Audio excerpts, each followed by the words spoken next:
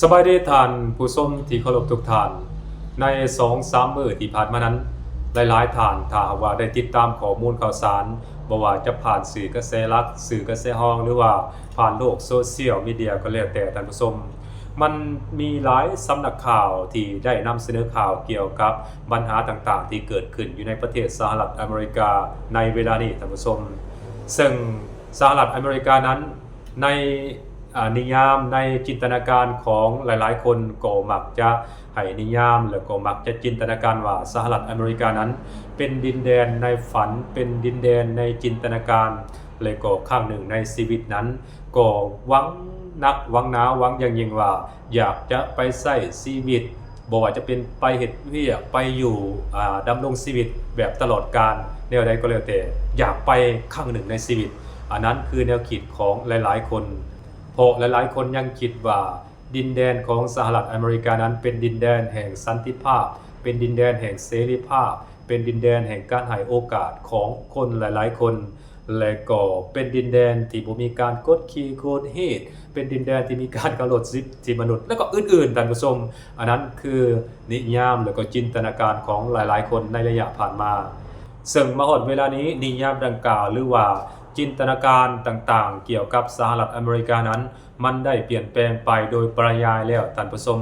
หลายๆอย่างมันบ่เหมือนเดิมอีกต่อไปแล้วมีสำนักข่าวทั้งมืออาชีพแล้วก็สมัครเล่นแล้วก็พวกครีเอเตอร์พวกยูทูบเบอร์พวกอินฟลูเอนเซอร์หลายๆท่านได้โฆษณาเผยแพร่ข้อมูลข่าวสารผ่านโลกโซเชียลมีเดียใน 2-3 มื้อที่ผ่านมานั้นสหรัฐอเมริกานั้นได้เริ่มประสบพบพ่อกับปัญหาลุ่มเล่าหรือว่ามีปัญหาภายในประเทศนั้นหลายขึ้นแล้วท่านผู้ชมปัญหาดังกล่าวนั้นมันก็มีนับตั้งแต่ปัญหาการก่ออาชญากรรมปัญหา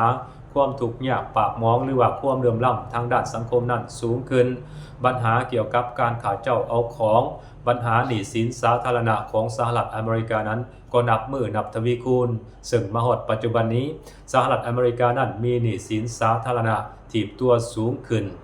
ประมาณอยู่39ล้านดอลลาร์สหรัฐไปเป็นที่เรียบร้อยแล้วและบ่มีวันที่สหรัฐอเมริกานั้นจะหาเงินมาใช้หนี้ให้กับเจ้าหนี้ได้อย่างเด็ดขาดบ่ว่าชาตินี้หรือว่าชาติหน้าก็แล้วแต่นอกจากนั้นสหรัฐอเมริกาเองก็ยังมีปัญหาขัดแย้งกันทางด้านการเมืองบ่ว่าจะเป็นขัดแย้งกันภายในประเทศก็คือปัญหาการขัดแย้งทางด้านการเมืองระหว่างประเทศโดยเฉพาะแม่นปัญหาการเกิดสงครามการที่สหรัฐอเมริกานั้นไปเกาะพิษเถียงกับประเทศนั้นประเทศนี้ไปทั่วก็เฮ็ดให้ประเทศสหรัฐอเมริกานั้นขาดความน่าเชื่อถือขาดความเชื่อมั่นจากประชาคมโลกไปเป็นที่เรียบร้อยแล้วท่านผู้ชมคำว่าสหรัฐอเมริกาเป็นมหาอำนาจของโลกคำว่าสหรัฐอเมริกาเป็นตำรวจโลกและเป็นผู้พิทักษ์สันติภาพโลกนั้นมันบ่มีอีกต่อไปแล้วท่านผู้ชมและมาฮอดเวลานี้ก็บ่มีประเทศใดที่เก่งกว่าบารมีเก่งกว่าอิทธิพลของสหรัฐอเมริกานั่นอีกต่อไปแล้วท่านผู้ชมหลังจากที่เกิดสงครามต่อสู้กันระหว่างสหรัฐอเมริกากับอิหร่านในระยะ2 เดือนผ่านมานี้ก็เฮ็ดให้ราศีรัศมีและก็บารมีของสหรัฐอเมริกานั้นวูบลงแบบกระทันหันท่านผู้ชมอันนั้นคือความเป็นจริงที่มันเกิดขึ้นในประเทศสหรัฐอเมริกาเวลานี้ด้านหนึ่งอัตราเงินเฟ้อและก็ค่าครองชีพในสหรัฐอเมริกาเวลานี้นั้นแม่นถีบโตสูงขึ้นแบบทวีคูณคนสหรัฐอเมริกาหรือว่าพลเมืองของสหรัฐอเมริกานั้นแม่นบ่สามารถแบกหาบกับภาระการถีบโตสูงขึ้นกับค่าครองชีพนี้ได้เพราะราคาสินค้าต่างๆนั้นต่างก็ถีบตัวสูงขึ้นกงกันข้ามหรือว่ามันสวนทางกับรายได้ที่พวกเขาเจ้ามีนั่นแบบอัตโนมัติท่านผู้ชมอยู่ประเทศสหรัฐอเมริกาเวลานี้ถ้าว่าอยากอยู่แบบสนุกสุขสบายแน่น้อยหนึ่งนั้นต้องมีเงินเดือนขั้นต่ำประมาณอยู่ 10,000 ดอลลาร์สหรัฐหรือว่าประมาณอยู่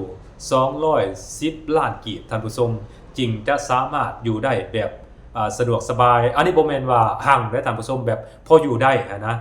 ถ้าว่ามีเงินเดือนประมาณอยู่ 2-3,000 ดอลลาร์นี่ตายแน่นอนท่านผู้ชมถ้าว่าอยู่อาศัยอยู่ในสหรัฐอเมริกาเพราะฉะนั้นในระยะบ่พอแต่ละปีผ่านมานั้นเห็นคนสหรัฐอเมริกานั้นพยายามอพยพหลบหนีขอย้ายประเทศออกไปอยู่ประเทศที่2ประเทศที่3นั้นหลายขึ้นและมาฮอดปี2026นี้ข้าพเจ้าบ่แน่ใจว่าตัวเลขที่ข้าพเจ้า คนเห็นมานั้นมันเฉพาะแต่ปี 2026 หรือบ่ท่านผู้ชมคนอเมริกาขอย้ายประเทศออกไปอาศัยอยู่ประเทศอื่นแล้วประมาณอยู่ 5.5 ล้านคนท่านผู้ชมมาฮอดเดือนมิถุนายน 2026 นี่ 5.5 ล้านคนเข้าไปแล้วท่านผู้ชม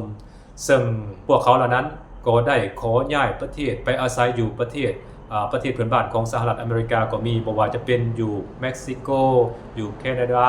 อยู่อุรุกวัยอยู่ปานามา รวมทั้งประเทศในสหภาพยุโรปเช่นว่าโปรตุเกสและอยู่ในประเทศลาวของพวกเราก็มีเช่นเดียวกันท่านผู้ชมโดยเฉพาะแม่นคนเสื้อชาติลาวที่ได้สัญชาติสหรัฐอเมริกานั้นหลังจากพวกเขาเจ้าได้รับเบี้ยบำนาญแล้วนี่คนเหล่านี้นะก็ได้พากันอพยพมาอาศัยอยู่ในประเทศลาวหลายในปัจจุบันนี้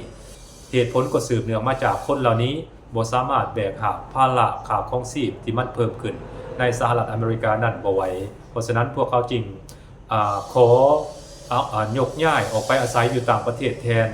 และประเทศที่เขาเจ้าขอยกย้ายไปอาศัยอยู่นั้นพวกเขามีเงินเดือนประมาณอยู่ $3,000 หรือว่าประมาณอยู่66 ล้านกีบนี่พวกเขาเจ้าก็สามารถอยู่ได้แบบราษฎรแบบสบายๆแหละท่านผู้ชมโดยเฉพาะแม้นอาศัยอยู่ในประเทศลาวนี่เงินประมาณอยู่ $3,000 นี่เอามาใส่อยู่ประเทศลาวนี่สบายท่านผู้ชมเพราะฉะนั้นจึงเห็นคนสหรัฐอเมริกาเชื้อชาติลาวนี่พยายามอพยพหลบหนีแล้วก็หลั่งไหลมาอาศัยอยู่ในประเทศลาวของพวกเราเวลานี้เพิ่มขึ้นนั่นเองท่านผู้ชมอันนั้นคือพวกเขาเจ้าทนแบกหาบภาระค่าครองชีพที่เพิ่มขึ้นในสหรัฐอเมริกานั่นบ่ไหวท่านผู้ชมล่าสุดนี้ก็มีสถาบันหนึ่งที่ได้ออกมาเหตุการณ์ประเมินเกี่ยวกับการเคลื่อนย้ายไปอาศัยอยู่ต่างประเทศของคนสหรัฐหรือว่าพลเมืองสหรัฐอเมริกานี้ได้ออกมาเปิดเผยตัวเลขว่ามีคนอเมริกาประมาณอยู่ 20% จากผลสำรวจนะขอหรือว่าขอยื่นใบเสนอหรือว่าต้องการย้ายออกไปอาศัยอยู่ต่างประเทศสูงถึง 20% ท่านผู้ชมซึ่งพลเมืองของสหรัฐอเมริกานั้นมีประมาณอยู่300 กว่าล้านคน300 กว่าล้านคนนี้ถ้าว่า 20% เนี่ยประมาณอยู่ไล่ลิตประมาณอยู่60 ล้านคนขอย้ายออกไปอาศัยอยู่ในต่างประเทศเห็นบ่นั่นมันได้แสดงให้พวกเขาเห็นว่าพลเมืองของสหรัฐอเมริกา60 ล้านคนเนี่ยเขาฮู้เกี่ยวกับสถานการณ์ต่างๆที่มันเกิดขึ้นในสหรัฐอเมริกาที่มันบ่สอดคล้องมันบ่แท้เหมาะกับการอยู่อาศัยบ่แท้เหมาะกับการดำรงชีวิตอยู่ในปัจจุบันนี้แล้วท่านผู้ชมปัญหาสองว่างระหว่างคนห่างกับคนมีเพิ่มขึ้นปัญหาการก่ออาชญากรรมปัญหาประชาคมโลกหรือว่าหลายๆประเทศพลเมืองหลายๆประเทศนั้นเริ่มมีทัศนคติด้านลบกับคนสหรัฐอเมริกาหลายขึ้นและก็ที่สำคัญปัญหา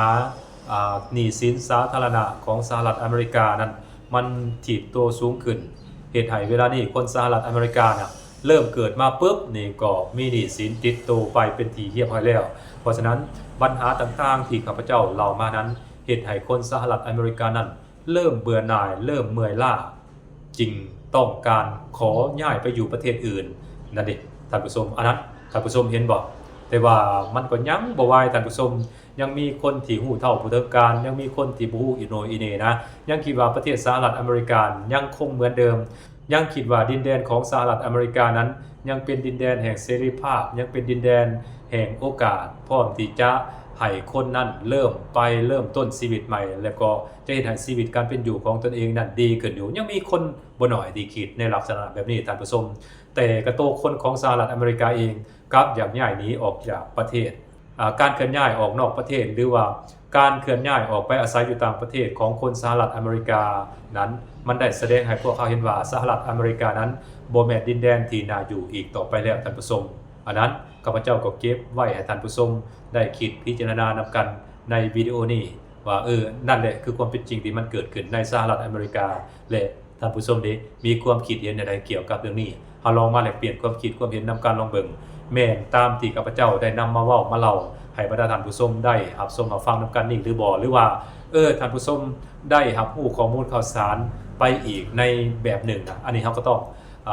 นำมาแลกเปลี่ยนความคิดความเห็นนำกันลองเบิ่งท่านผู้ชมสบายดี